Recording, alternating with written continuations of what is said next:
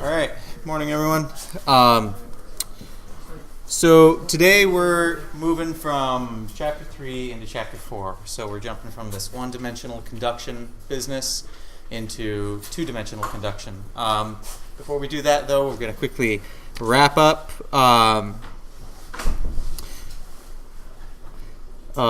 these fin performance metrics that we ended on.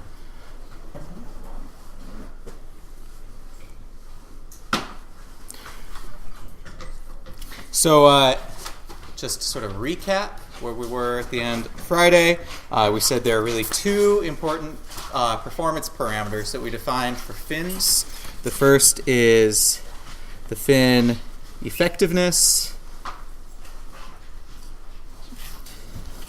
which is essentially defined as the heat dissipation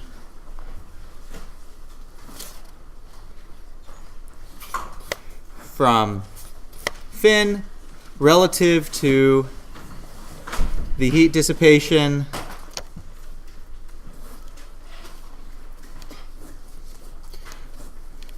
without the fin. So if you were to take, right, if you have your like your section of wall that has a fin on it, and you've got your fin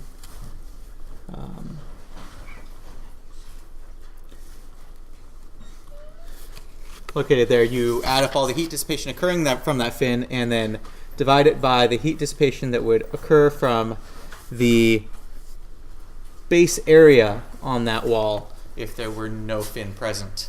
And so this is written as, right, the total heat rate from the fin, QF, over, and this is just Newton's law of cooling applied to the base area of the fin, HAC theta B. Okay, so in the example we did on Friday, right, we showed that in that case the fin effectiveness parameter was something around in the high 70s. Okay, saying that if you were to just leave this wall without a fin, without this extended surface, you'd get some amount of heat dissipation, but by adding the surface, we increased that rate of dissipation by 70 to 80 times, which is a useful thing to know, right? It tells you how worthwhile it is to actually put a fin onto an object in order to help it dissipate heat. So that's performance metric number 1. Number 2 is known as the fin efficiency. This is defined as the heat dissipation from your fin relative to the heat dissipation rate from a perfect fin. And when I say a perfect fin, this means one that itself, right, it is as efficient as it could possibly be, meaning it has an infinite conductivity. If you have something that has infinite conductivity, the idea is if you make the base of it one temperature, the end of it will instantaneously be the same temperature, right? It presents zero resistance to thermal energy flowing through it. And so it's basically, it is only limited by the convective rate of cooling. There's no limit to its conduction rate. And so the idea here is you'd say this is equal to Q sub F over H AF, where AF is the total surface area of the fin, TB minus T infinity. F theta B. So the highest temperature on a fin, assuming that fin's job is to shed heat, right, to get rid of waste heat, TB is going to be the highest temperature on it, where it connects to its base, right? So if we were to assume that the entire fin is that base temperature, then that puts an upper limit on how much heat we're going to be able to shed from the total surface area of the fin by convection. And so it's the actual rate of heat dissipation divided by this idealized rate of heat dissipation. So in the example we covered on Friday, this was around, I think around 60%. And so this is a measure of how well behaved your fin is. So the and so we give these symbols epsilon f and eta f for effectiveness and efficiency, respectively. A sub f, right, I said is the total surface area of the fin. This is something that you need to be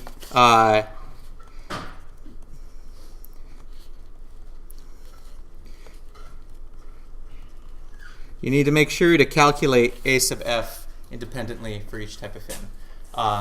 If we're dealing with a fin that has a constant cross-sectional area, then for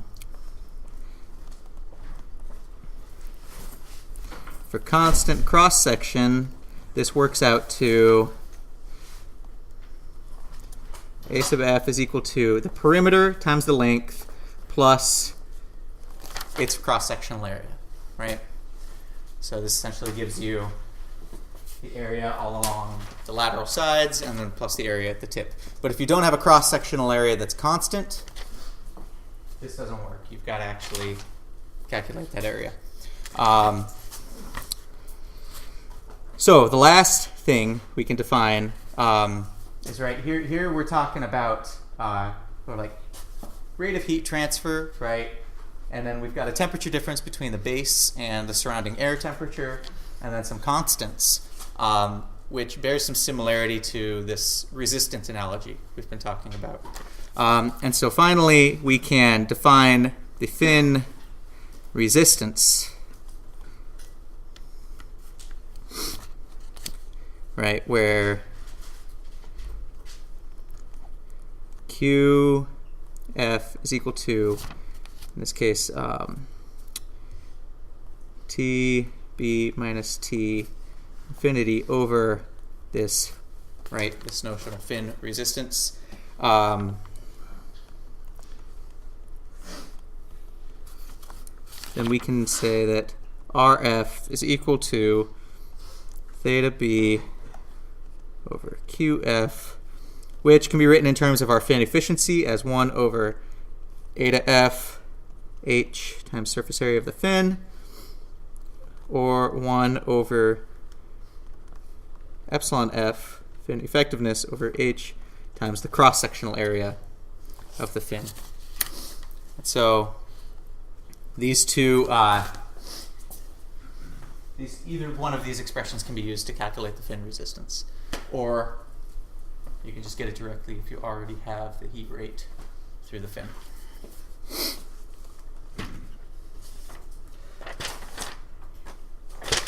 All right, so that wraps up chapter 3. There's the other topic of sort of non-constant cross-sections in fins, as well as arrays of fins. But those you're generally going to save for intermediate heat transfer. And for the case of arrays of fins, right, where you have a lot of fins stacked on top of each other, it's really just they treat them as a bunch of individual fins. Okay, it's nothing you can't do just by analyzing each independently, at least for now. Okay, so moving on to chapter 4, which is two-dimensional steady state conduction. 2D steady conduction. So take the following case. Let's assume that we've got some square plate or some general rectangular plate that has these 4 edges. We'll call this the north, the south, the east, and the west edges. And so each one, let's assume it has a constant temperature. We'll call this one T E, T N, T south, and T west.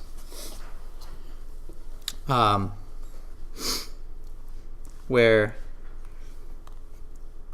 T of north, south, east, west are defined as boundary temperatures and are assumed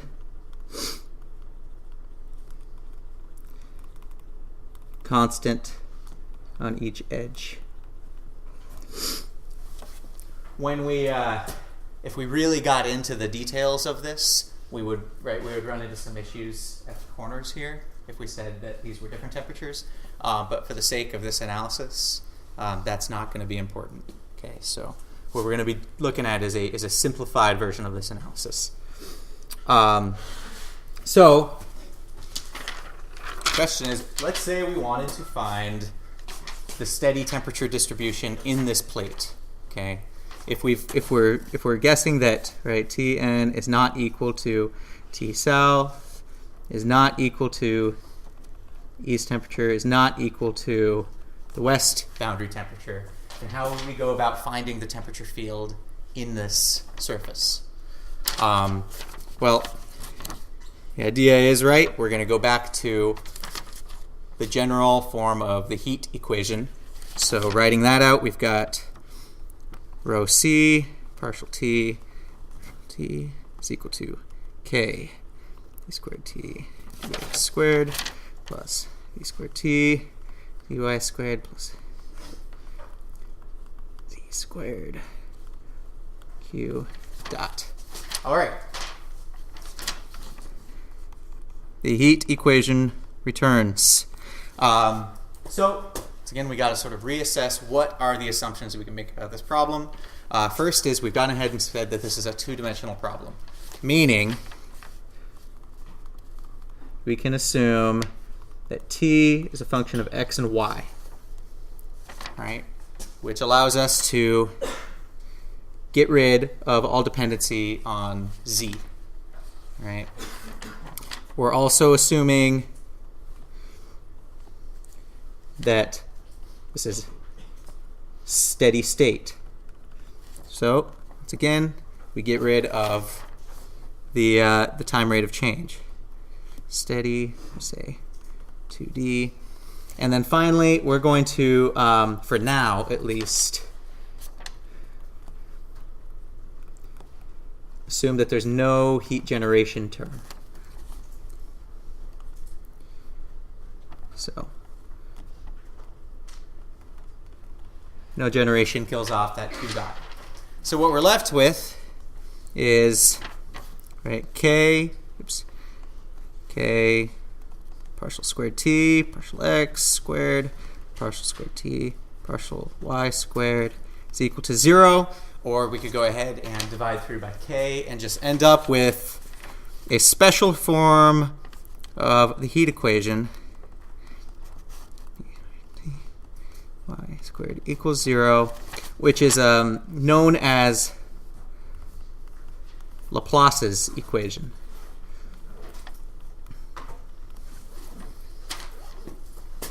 All right. Laplace's equation is super common throughout math and engineering. But at this point, you probably have not learned how to solve an equation like this, which is a second-order partial differential equation. Right?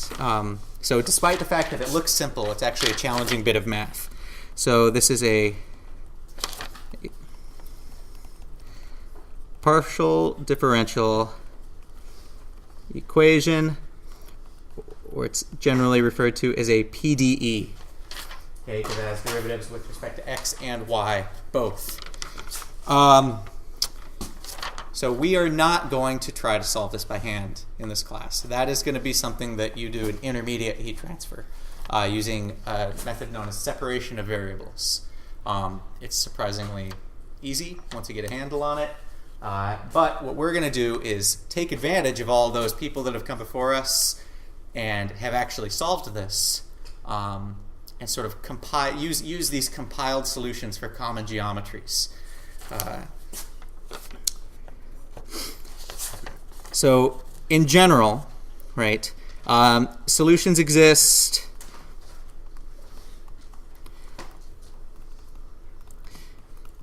for a limited number of geometries an even more limited number of which are actually useful to us as engineers. So what we're going to try to do is use these existing solutions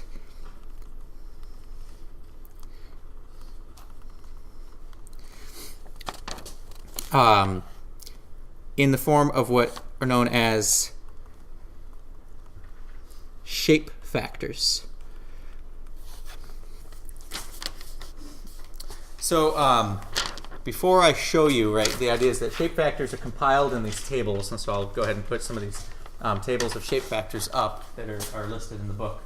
Before we do that, I want to preface it by saying, what are generally, as from an engineering sense, what are the two things that we try to do when we solve the heat equation? Like, what are the goals? What's the end game? One would be to find the temperature distribution, right? Find the spatial description of temperature in this notional plate we're talking about. All right. This is requires that we actually solve the governing equation entirely in order to get that level of detail. And often, we don't actually really use the temperature distribution itself. We're more interested in the second goal, which would be what? What are we usually concerned with? What's the number that we usually want to know in terms of the what? The heat flux, exactly. Heat flux or the heat rate, right, through an object. So we want to know how much power is being used to push thermal energy through something. That's what we care about at the end of the day. And so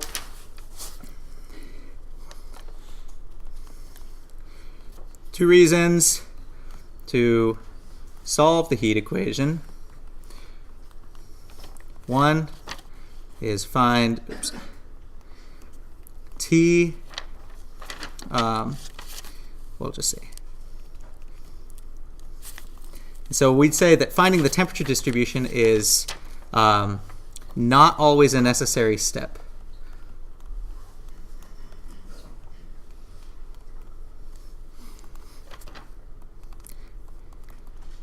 Find Q or Q double prime, right?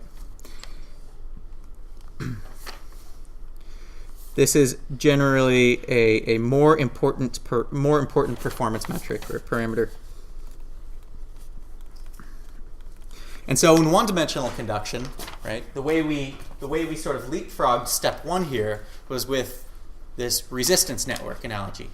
Right? We said we have some sort of precompiled notion of how much different types of objects or convected, different heat transfer mechanisms are going to resist the flow of thermal energy. And so we can just stack these up and figure out how much Q we're going to get, right? How much net thermal energy per unit time we're going to get flowing through something for a given temperature difference at the edges. It doesn't require us to solve for the temperature distribution all along the inside. And so this is an extension of that same sort of approach, where we're going to say, rather than trying to solve the heat equation manually, we're going to look up some values and figure out what, at the end of the day, our heat flux is in relation to some particular temperatures, but not all of them. So a shape factor, oops. So let's say, so this is the idea of a shape factor, which is defined as, oops, there we go, or defined such that Q between points 1 and 2 is equal to S, which will be our shape factor, times conductivity times T1 minus T2. All right? Looks pretty similar to the way we dealt with resistance. The only reason we're not doing resistance in this case is because we're talking about two dimensions, and it's sort of it's semantics. You can actually derive a resistance, an equivalent resistance from this, just by saying that, right, R 2D equivalent is then equal to 1 over SK. Right? But we're going to talk about shape factors because that's the way things are presented in the literature. And so values of S have been compiled from existing solutions to the 2D and in some cases the 3D versions of the heat equation for some simple geometries.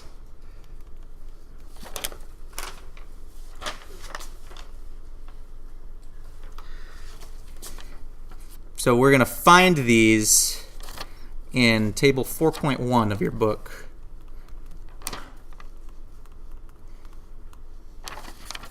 Is it with an E or an A? I think it's an A. Bergman text. So let's get this thing turned on. So what table 4.1 looks like, if I can switch this over really quickly. There we go. It's presented in 3 parts in the book. And so the way it's going to say is, all right, 2-dimensional problem, right? Let's just assume we've got like a circle or a slice through a sphere that's in some medium at some depth, z.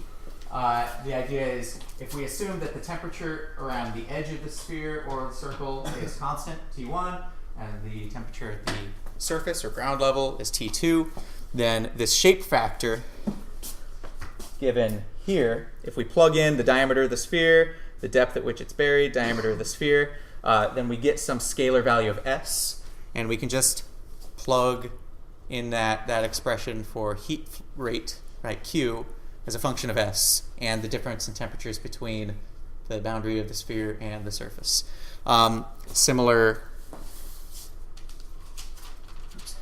approaches for the rest of them. If we've got 2 spheres or circles sort of lodged next to each other in an infinite surroundings, then the amount of heat transferred between one and the other can be calculated based on this shape factor, where again, you just need to know the size, the distance separating them, and then the temperature at the surface of each one.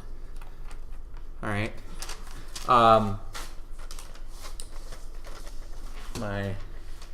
Sorry, this page is a little beat up, but we've got more examples, right? There are 3 parts to this table. There's table 4.1a, 4.1b, 4.1c, but they just go through this plethora of different common but practical configurations where you might be interested in calculating the heat flux or the heat rate between 2 points in a 2-dimensional object. So to show how we would use this, I'm going to go ahead and switch back over to notes. To show how we would use this, let's go ahead and do a quick example.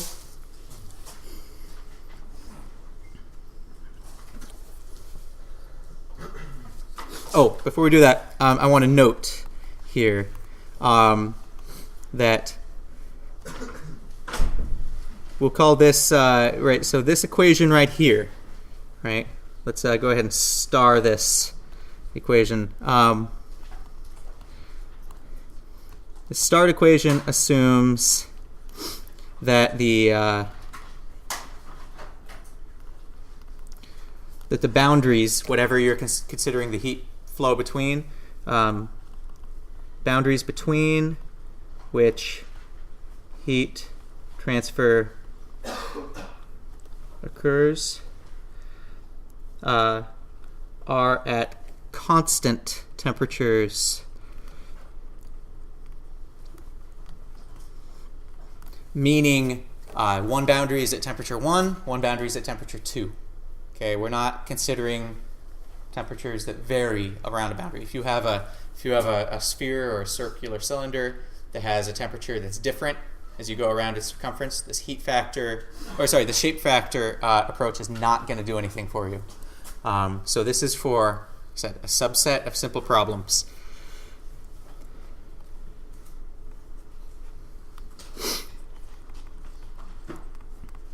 So, as an example, this is one of the problems from the end of the chapter in the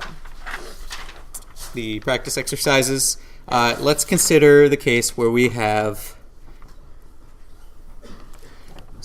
ground level, and then buried at 10 meters beneath ground level, we have lodged ourselves a nice sphere full of radioactive waste. So the center of the sphere is at 10 meters, and it has a 2-meter diameter. Additionally, let's say that some nuclear physicists have gone through the trouble of analyzing the half-life of this sphere, figured out its heat generation rate, and determined that at this instant in time it is pumping out 500 watts of waste heat. That is, we know what Q is. Okay? Q equals 500 watts. And moreover, we have a thermocouple stuck into the ground up here that tells us that we've got a ground temperature T2 of 20 degrees Celsius or 293 Kelvin. And I don't like this red ink. Let's make that black. Okay. So, let's see, do I have everything there? Oh, and we've buried this thing in the ground, so we're going to assume that everything between the sphere and the surface here, we're going to go ahead and say that this is soil with K equals 0.52 watts per meter Kelvin thermal conductivity. So the question we're going to ask is, what is T1? What is the surface temperature on the sphere? All right. First question. We've said this is a sphere, right? So why is it that we're just talking about it in the section on two-dimensional heat transfer? Just a little aside. Because it is, if we have our sphere down here, if we were to take a slice through here, right, we're going to get this circular cross-section in the sphere. If we were to take that slice and rotate it, right,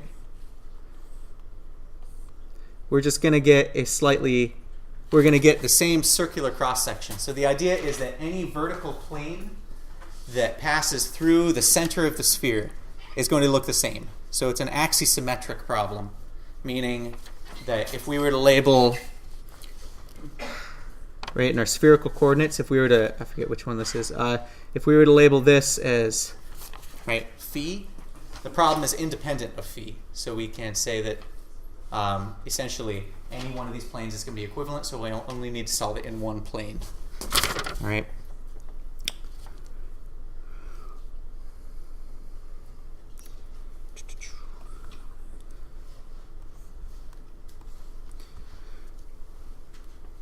Okay, so for the solution,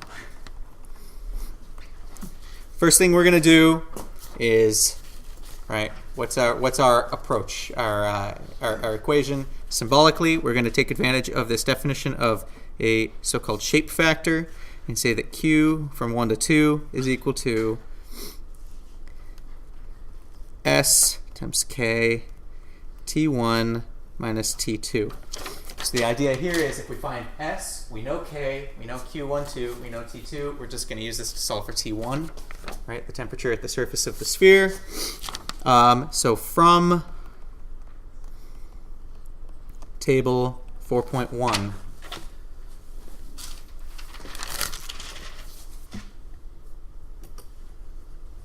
if we were to search through this, what we're looking at is this case exactly, right? We have an isothermal sphere buried in a semi-infinite medium.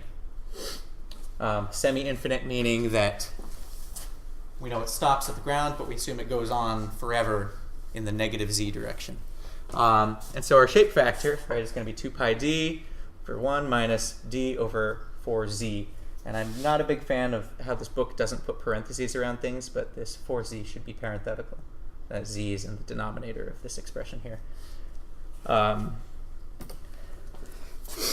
So from table 4.1, we have that S is equal to, I just pulled that out, 2 pi d over 1 minus d over 4z.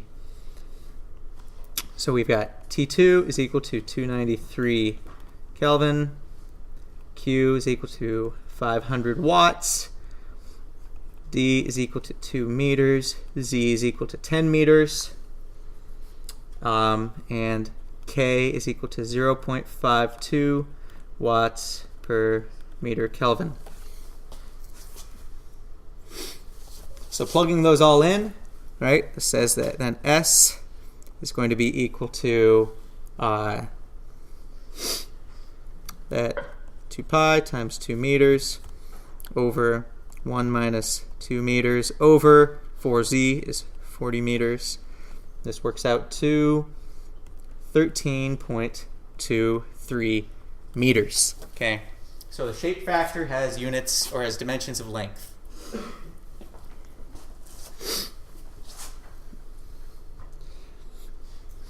So if we went ahead and solved for T1 from this equation here, right, we'd end up with T1 is equal to Q over SK plus T2,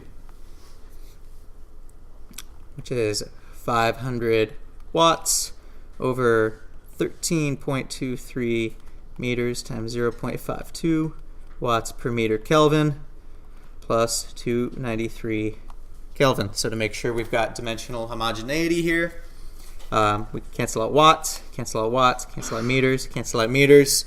So we have a 1 over Kelvin, which means that Kelvin comes up to the top here. So we're adding temperature to temperature. Hunky-dory. Everything's good. And, oops. Then this works out to the final number of T1 is equal to 365.7 Kelvin, or 92.7 degrees Celsius. Okay, so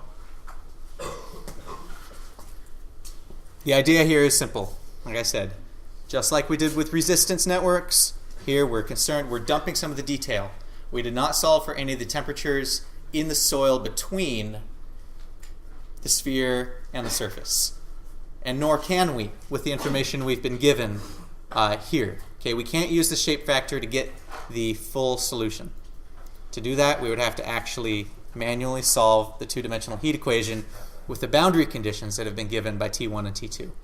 All right. But what we have done is said we don't really necessarily need to know that temperature distribution.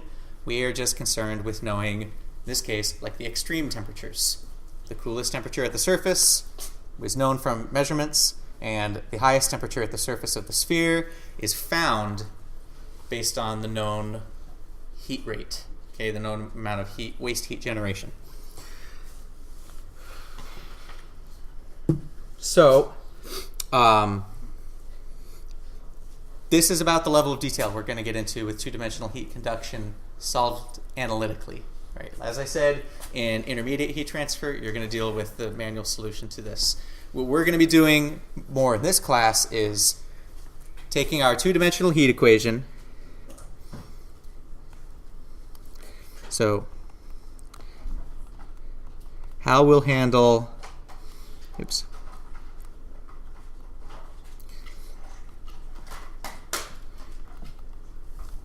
the solution to d squared t dx squared plus d squared t dy squared equals 0 is, in this course, solving what's known as numerically. So what numeric solutions are approximations. yielded by essentially brute forcing the equation with a computer. So this is where we're going to get into the programming segment of the class. So what we're going to do is in the next lecture, we're going to set up the way we would solve a classic problem, for example, in a square plate like that. That first sort of motivating case that I showed you right here. We have a plate with different temperatures at each boundary. So I said we can't do that. We can't net the solution analytically or by hand. So we're going to approximate it using a computer and what's known as the finite-difference method. All right. So the idea behind numerics has to do with this. Really, you're taking a differential equation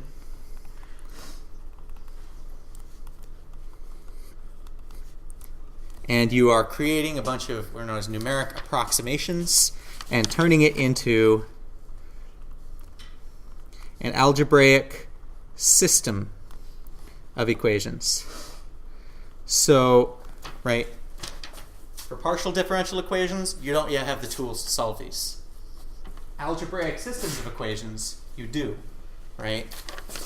Essentially, it's taking it from our d squared t dx squared plus d squared t dy squared equals 0. It's taking this into an equation of the form A, right, matrix A, vector, t is equal to some constant b. And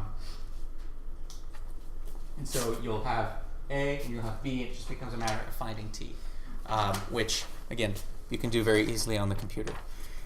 So the key to doing this is in how we approximate these derivative terms. So sort of to set up, for the we're not going to get into the details of how to set this up until next lecture, but I do want to sort of preface it by giving a quick rundown of numerical approximations to derivatives.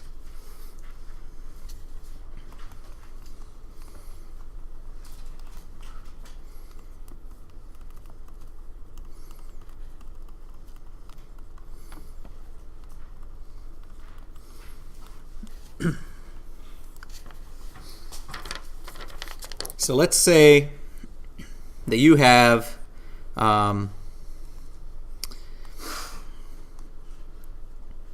some, let's say we've got x and we have f of x. So we've got some function. All right. And let's say we wanted to know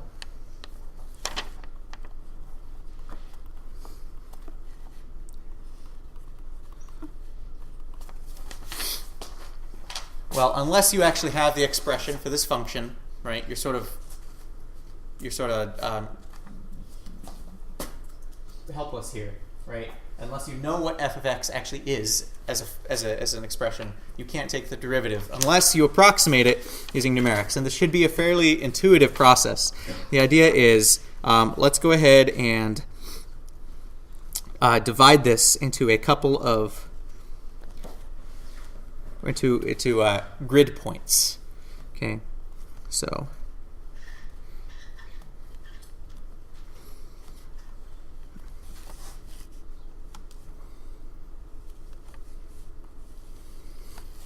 let's concentrate on, let's say this is x0, x1, x2, x3. So let's say we wanted to estimate the derivative at this point right here at x2. Okay, there are a couple of ways we would do this. Several approximation methods. The first is, let's go ahead and move this up a little bit. First is we could say that, right, t partial x at x2 is approximately, we'll say f2, so we're going to call these f0, f1, f2, f3. All right, I hope the notation there makes sense. F2 minus f1 over, and then we'll say that the distance separating each of these grid points is delta x, okay? And that delta x is constant. We have uniformly spaced points over delta x. This makes sense, right? This is essentially taking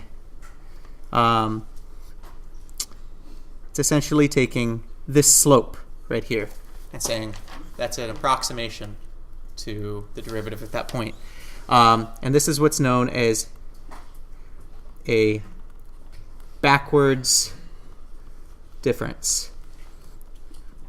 Backwards because you want the derivative at this point, you look back one grid point and calculate the slope based on those, the slope since the last point. Alternatively, there is one known as forward difference.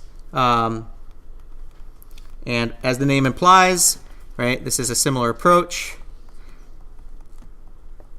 but you would simply look forward one point. And so this would be that slope, right? Let me change the color of that. So if this is backwards difference, this is forward difference.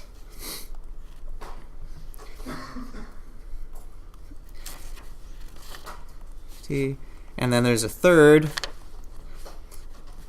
which is known as centered differencing, which simply says that you would look ahead one grid point and backwards one grid point and divide by 2 times the space between them. So essentially, now we're talking about the slope between those 2 points, at the 2 endpoints there. So these are 3 different approaches that we might use to estimate the slope, right, at a point on our grid.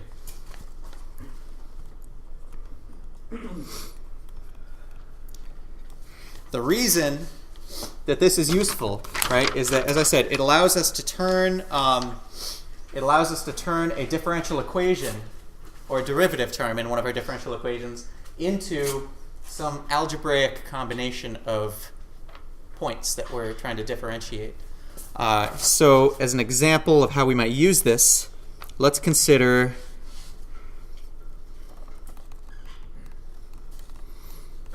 a case where we have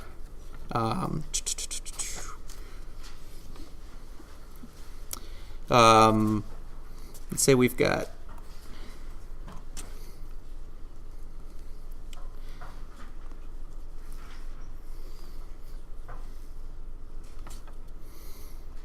y0, y1, y2. This is the x direction, so we have x0, x1, x2. So this would be sort of a representation of a curve that looks like this, all right, which is y of x. So let's say that we're given a equation as our governing equation. Say dy dx plus x is equal to 0, and we're given a boundary condition that says y of 0 is equal to some constant a. Right. How do we find y at these other points?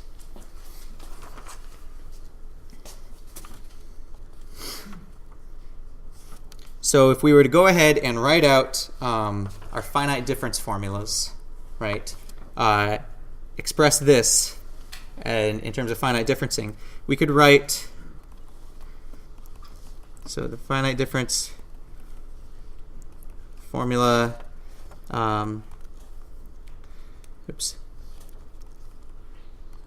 version of the governing equation at each point that we're trying to solve.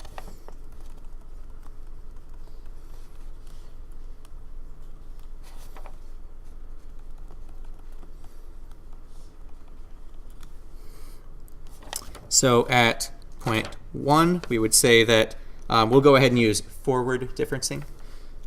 We'll use backwards differencing. We would say that y1 minus y0 over delta x plus y1 is equal to 0. Essentially what we've done here is we've said, right, here's our backwards difference approximation to dy dx, and then here's y at point x1.